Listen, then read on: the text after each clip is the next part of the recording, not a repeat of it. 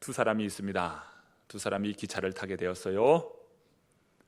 이 두 사람은 사는 것도 또 전에 알고 있던 사이도 아닙니다. 그 가운데 한 노인이 젊은이에게 묻습니다. 자네 성이 뭔가? 그랬더니 이 젊은 분이 예, 저는 이가입니다. 이가? 허허, 나도 이가네, 이씨네. 그러면 자네 본가는 어딘가? 예, 저는 전주입니다. 그래? 나도 전주일세. 자네 무슨 파인가? 예, 세종대왕 임영대군파입니다. 그래? 나도 세종대왕 임영대군파이네. 그러면 임영대군파 몇 대손인가? 묻자, 예, 저는 임영대군파 22대손입니다. 그러자 이 노인의 목소리가 줄어듭니다. 조금 전까지만 더 허 하더니만 목소리가 줄어들면서 그래, 나도 임영대군파 24대 손인데. 그러니까 갑자기 이 젊은 사람이 아니 그러면은 손잡벌 아닌가? 하면서 이제 역전이 되면서 반말이 거꾸로 된 겁니다. 그러더니 이 노인이 예, 그렇습니다. 제 조부뻘 되십니다. 지금까지 허허 하던 노인이 길을 펴지 못하고 쩔쩔매게 됩니다. 오늘 이 한국 사회에는 이런 서열 의식이 있고 때로는 학렬 의식이 있는 것을 봅니다. 이 한국에 윤리 의식의 중요한 기틀을 차지하고 있었던 것이 바로 유교였죠. 유교의 이런 전통을 통해서 많은 사회 요소에 참 좋은 영향력을 끼쳤던 것도 사실입니다. 유교에 좋은 장점이 있죠. 그런데 장점만 있는 것은 아닙니다. 또 유교에 단점이 있어요. 복음이 들어오기 전까지 이 윤리와 도덕을 이끌었던 그것이 바로 유교입니다. 우리 사회는 아직도 유교의 문화가 굉장히 중요한 역할로 자리매김하고 있어요. 그런데 우리나라는 우리나라 안에서만 어떤 영향력이 아니라 세계를 선도해 나갈 그런 나라가 우리 대한민국 아니겠습니까? 세계를 선도해 나가려면 이 유교의 부정적인 요소를 조금 제거하고 세계 이 사회에서 세계 무대에서 영향력 있는 그런 역할을 함에 있어 유교의 부정적인 요소 그 가운데 바로 권위주의라 말할 수 있습니다. 지나친 권위주의가 아니라 섬김의 자세를 가져야 한다는 것이 바로 주님의 말씀이요 성경을 통해서 가르쳐 주신 말씀입니다. 오늘 본문 30절부터 32절의 말씀을 함께 보실까요? 함께 읽어봅니다.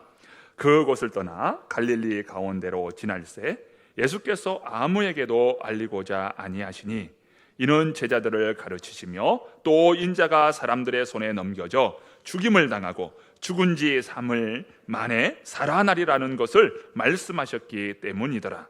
그러나 제자들은 이 말씀을 깨닫지 못하고 묻기도 두려워하더라. 예수님께서 33년의 공생애를 사셨죠. 그 공생애를 사시면서 이제 예수님께서 자신이 십자가에 죽으실 것을 비로소 제자들에게 말씀하십니다. 그런데 제자들의 반응이에요. 제자들은 그 예수님의 말씀을 깨닫지도 못하고 또 묻기도 두려워했다라고 말씀하고 있습니다. 왜 제자들이 깨닫지 못하고 묻기도 두려워했을까요? 바로 그들 안에 있는 관심입니다. 그들의 관심이 어떤 관심이었을까요? 예수님께서 예루살렘에 올라가시면 왕이 되실 것인데 그때 누가 높은 자리에, 누가 초대 총리가 될 것인가, 이것에 대한 깊은 관심이 있어서 예수님께서 말씀하시는데도 그것을 깨닫지 못하고 또 묻는 것도 두려워한 것입니다. 그런데 예수님은 이 땅에 무엇하러 오셨습니까? 예수님께서 오신 이유가 무엇입니까? 예수님께서 이 땅에 오신 이유는 종으로서 섬기기 위하여 오셨습니다. 마가복음에 이 특징적인 말씀이 있어요. 마가복음 전체를 요약하여 말하면 무슨 복음이냐? 라고 요약한다면 바로 종의 복음이라 말합니다. 마가복음은 예수님께서 종으로 오셨음을 강조하면서 말씀합니다. 마가복음 전체 본문을 한 절로 요약하라 라고 하면은 마가복음 10장 45절의 말씀입니다. 인자가 온 것은 섬김을 받으려 함이 아니라 도리어 섬기려 하고 자기 목숨을 많은 사람의 대속물로 주려 함이니라. 이것이 바로 마가복음의 전체 본문의 요약이 되는 말씀이에요. 그런 근본 하나님의 본체시나 하나님과 동등됨을 취할 것으로 여기지 아니하시고 오히려 자기를 비워 종의 형체를 가지사 사람과 같이 되셨으니 십자가에 죽기까지 복종하셨습니다. 예수님은 섬기기 위해서 오셨습니다. 섬김의 종으로 오셨어요. 높음을 받으려고 예수님께서 이 땅에 오신 것이 아닙니다. 섬기기 위해서 왔어요. 어디까지요? 십자가에 죽기까지 복종하시기 위하여 우리 주님께서 오신 것이죠. 제자들은 그러한 예수님을 이해하지도 못했고 깨닫지도 못했습니다. 이게 제자들의 모습이었어요. 예수님께서 나는 종으로 왔고 섬기기 위해 왔다라고 말씀하시는데 이제 예수님께서 예루살렘을 올라가시기로 작정하시고 올라가실 때 어느 성읍을 먼저 지나쳐 갔을까요? 바로 유대 땅에서 갈릴리 땅에서 예루살렘으로 내려오기 위해서는 사마리아를 통과해야 합니다. 사마리아를 통과하는데 사람들이 예수님과 제자들을 반기지 않았습니다. 그때 제자들이 뭐라고 하나요? 주여, 하늘에서 불을 명하여 저들을 태워버리십시오. 누가 이런 이야기를 했을까요? 제자들이 그랬어요. 그리고 오늘 본문 9장 38절 이하에 보면요, 예수님을 따르지 않는 무리들 가운데서 귀신을 쫓아내는 그러한 일을 행하는 것입니다. 제자들이 뭐라고 합니까? 저들을 금하소서, 저렇게 하는 것을 금하소서라고 이야기합니다. 예수님께 그러한 요청을 하죠. 그때 예수님께서 하시는 말씀은 우리를 반대하지 않는 자들은 우리를 위하는 자들이니라 라고 말씀하셔요. 복음은 무엇입니까? 복음은 편가르기를 하는 것이 아닙니다. 또 복음은 독점하는 것이 아니에요. 복음은 무엇입니까? 복음은 섬기는 것입니다. 복음은 섬기는 것이에요. 이어서 본문 33절과 34절의 말씀인데요, 우리 함께 같이 한번 보실까요? 가버나움에 이르러 집에 계실새 제자들에게 물으시되 너희가 길에서 서로 토론한 것이 무엇이냐 하시되 그들이 잠잠하니 이런 길에서 서로 누가 크냐 하고 쟁론하였습니다. 예수님의 주 활동 무대는 가버나움이었습니다. 가버나움의 한 집에 머물렀을 때 예수님께서 제자들에게 묻습니다. 너희가 길에서 서로 주고받으며 나눈 이야기가 무엇이냐? 이렇게 예수님께서 물으셨어요. 그런데 제자들은 그 예수님의 물음에 대답을 못하는 겁니다. 왜 그들이 대답을 하지 못했을까요?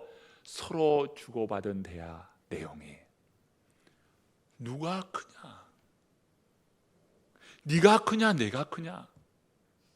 누가 나이가 더 많냐? 네가 많냐? 내가 많냐? 누가 더 높아져야 하느냐? 너냐 나냐?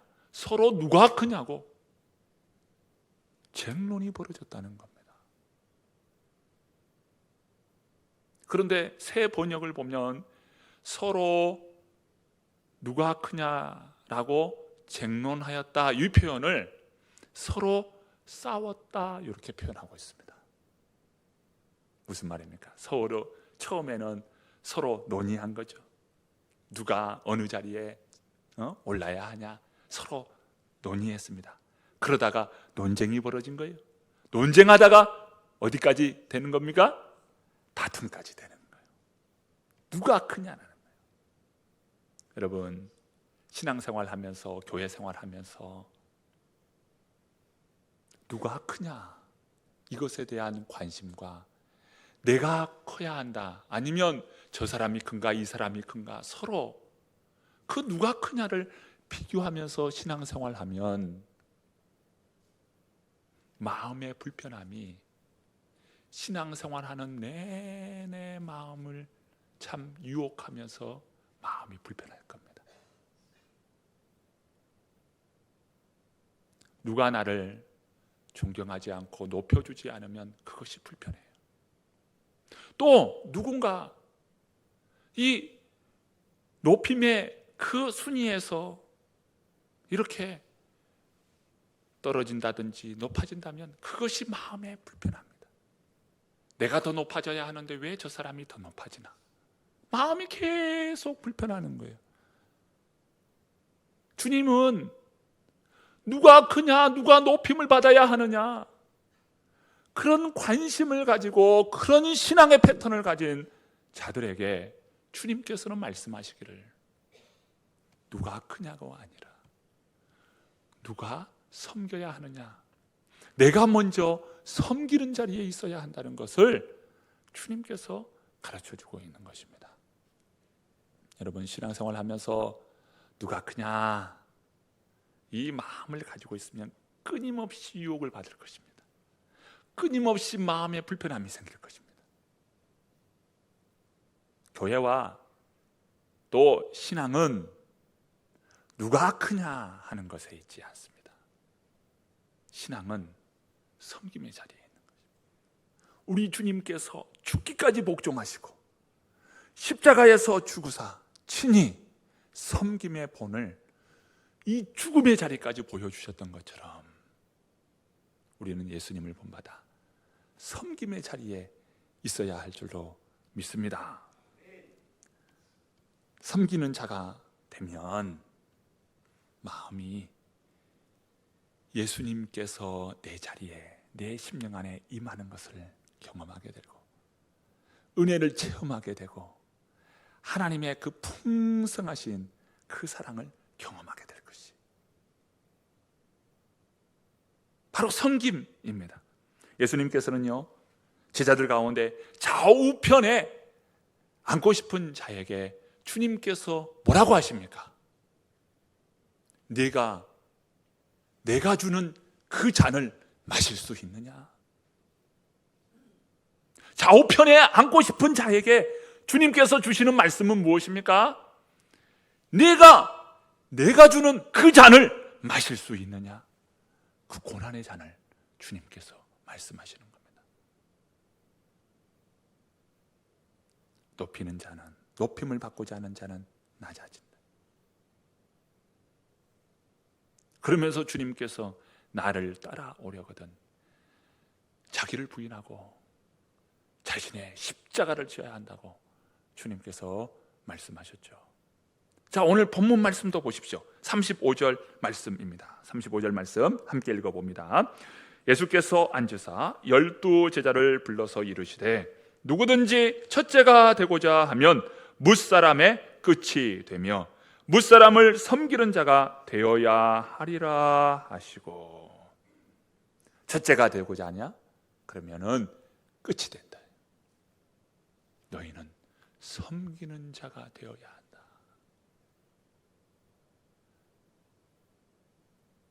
그들이 다투고 누가 크냐라고 하는 것에 예수님은 그 제자들에게 바른 가르침을 가르쳐 주십니다. 그 예수님께서 그 제자들에게 정말 바른 가르침을 주기 위해서 보다 더 실제적인 가르침을 주시는데 어린아이를 세워서 그 어린아이를 안으시고 축복해 주시면서 다음과 같은 말씀을 해주시는데 36절, 37절의 말씀입니다. 우리 36절, 37절 말씀도 함께 읽어봅니다. 어린아이 하나를 데려다가 그들 가운데 세우시고 안으시며 제자들에게 이르시되 누구든지 내 이름으로 이런 어린아이 하나를 영접하면 곧 나를 영접하며 누구든지 나를 영접하면 나를 영접함이 아니요 나를 보내신 이를 영접함이니라.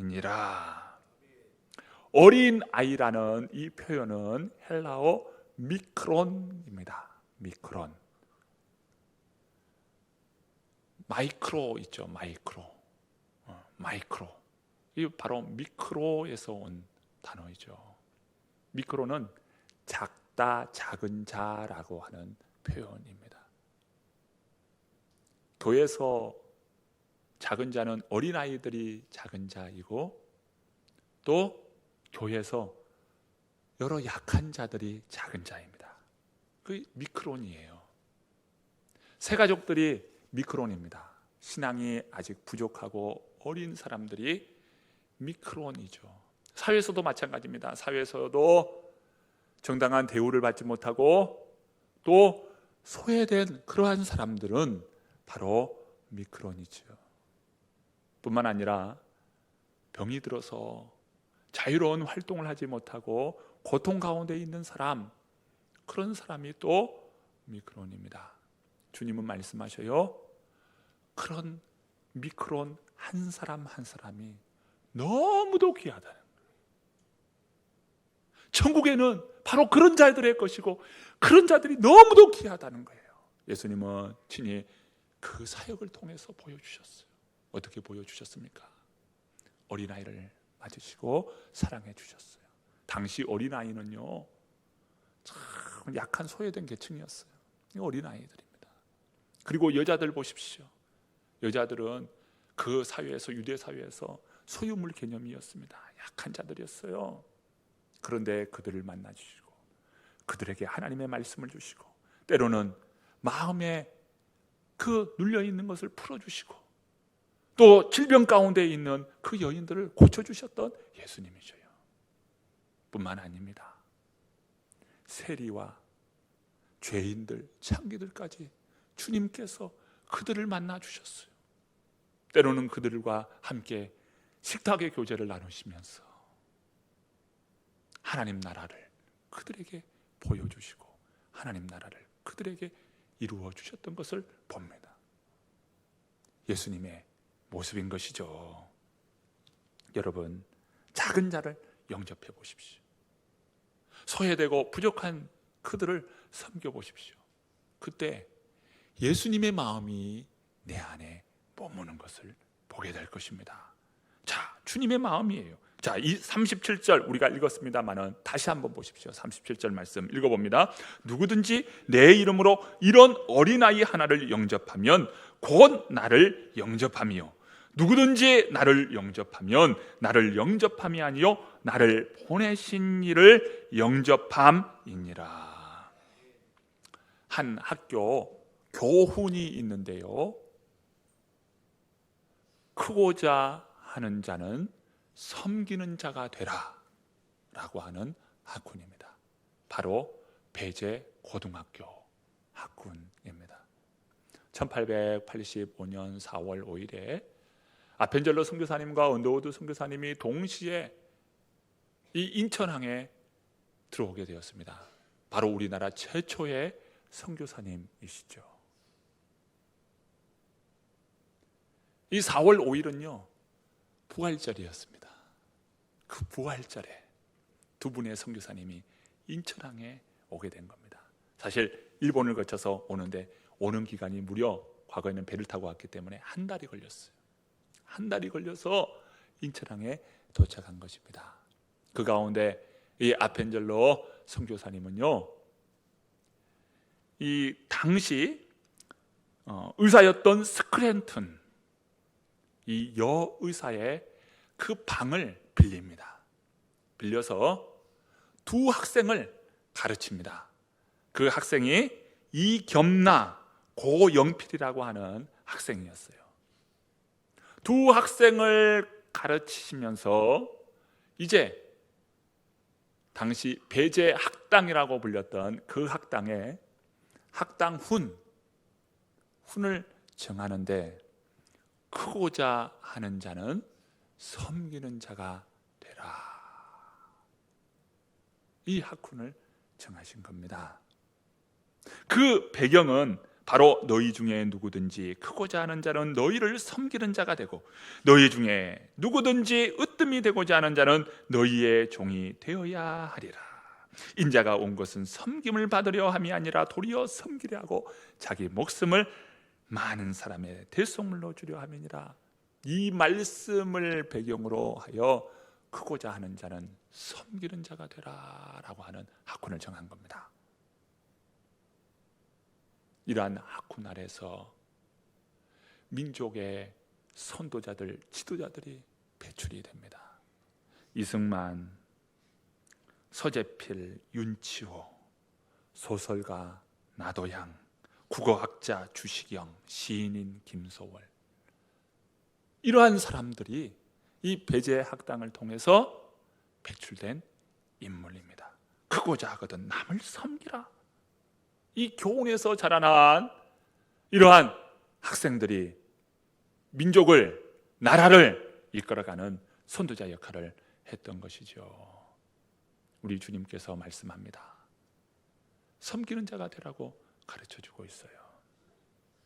우리는 섬기는 자가 되어야 합니다. 성경은 하나님께서 교만한 자는 대적하신다 하셨어요. 반면에 겸손한 자에게는 은혜를 주신다고 하셨습니다. 성 어거스틴은요 그리스도인이 갖춰야 할 덕목이 있는데 첫째가 겸손이라 했어요. 둘째도 겸손이라 했어요. 셋째도 겸손이라 했습니다. 겸손은 천국의 문을 열지만 이 교만은 지옥의 문을 연다라는 말이 있습니다. 겸손해야 한다는 거예요. 겸손한 성도는 존경을 받습니다. 겸손한 교회와 겸손한 공동체는요 기쁨이 넘치고요 정말 평안이 넘쳐요. 다 겸손하여 섬기는데요 얼마나 기쁨이 넘칩니까? 이게 겸손이 능력이라는 거입니다. 여러분, 우리 교회는 겸손을 바탕으로 한 교회요 그런 공동체임을 믿습니다. 우리 한 분 한 분들이 겸손히 섬기고 또 나보다 남을 더 귀하게 여기는 그런 가운데 우리 주님께서 십자가 지시까지 복종하셨던 그 모범을 저희들이 본받아서 겸손함으로 주님으로부터 큰 은혜와 축복을 받고 장차 우리 주님께서 베푸실 면류관 받아 쓰는 우리 모두가 되기를 간절히 축원합니다.